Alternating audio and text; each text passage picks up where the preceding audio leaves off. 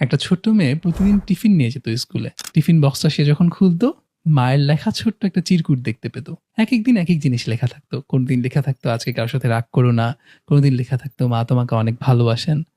মেয়েটা চোখ ঘোরাতো, বিরক্ত হতো, কখনো কখনো অন্য কেউ দেখে ফেললো কিনা ডানে বামে দেখতো, আর কাগজটা তুলে নিয়ে দলামসটা করে ফেলে দিত।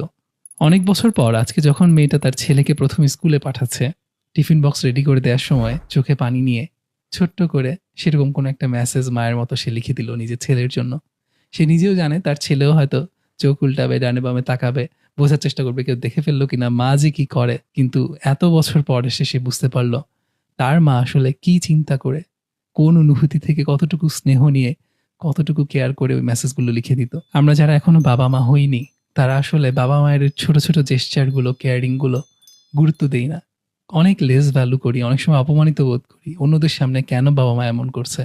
কিন্তু বাবা মা হওয়ার পর সত্যিকার অর্থে প্রথমবারের মতো টের পাওয়া যায় যে সন্তানের জন্য বাবা মা আসলে কিভাবে ভাবেন। তাদের ওই ছোট ছোট কেয়ারিং, ছোট ছোট জেস্চার, ছোট ছোট কথা, ছোট ছোট যে যত্ন নেওয়ার চেষ্টা, সেটাতে আসলে কত গভীর অনুভূতি লুকায়িত থাকে। তাই যতক্ষণ পর্যন্ত বুঝতে না পারছি, অন্তত ছোট করে না দেখি, অন্তত তাদেরকে কষ্ট না দেই, অন্তত তাদেরকে অনুভব এটা না করাই যে তাদের অনুভূতিগুলোর কোনো ভ্যালু নেই।